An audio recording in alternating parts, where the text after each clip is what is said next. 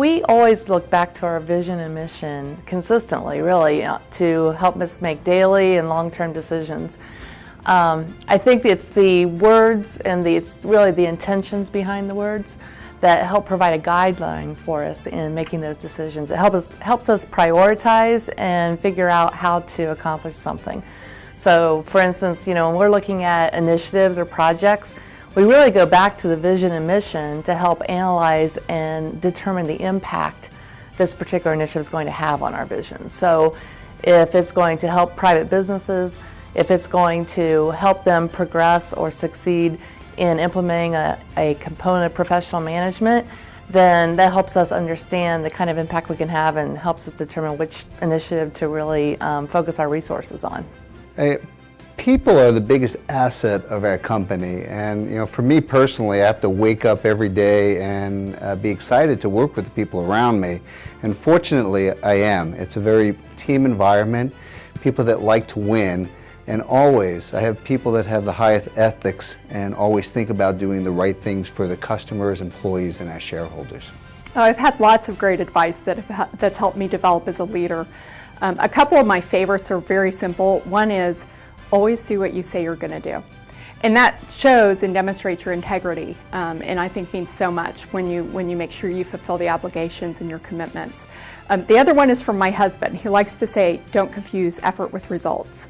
And I love that because it's really easy to get caught up in the spiral of things that we're doing every day, and you forget to check in once in a while to make sure that the things you're actually doing are working and having an impact.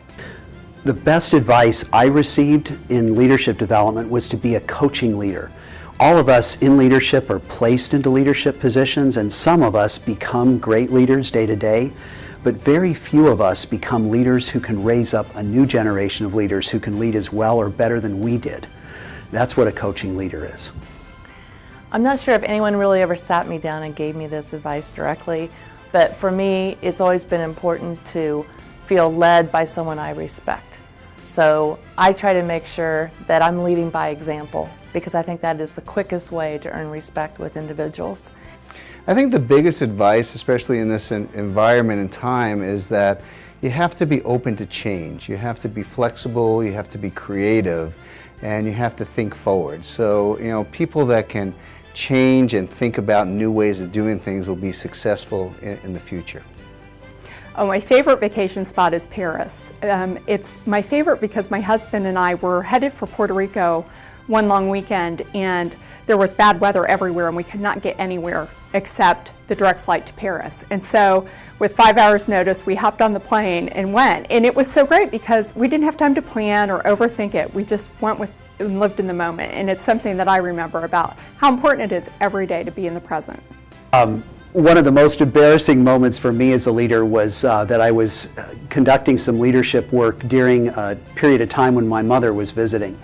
And if you can sort of imagine a mom who has a really flamboyant personality, is outspoken and says just the wrong things at the wrong time sometimes, that happened. And so it happened in front of a number of clients and a bunch of colleagues, and there I was in my 40s, just revisiting what it was like as a kid when I was trying to run away from my mother as quickly as I could.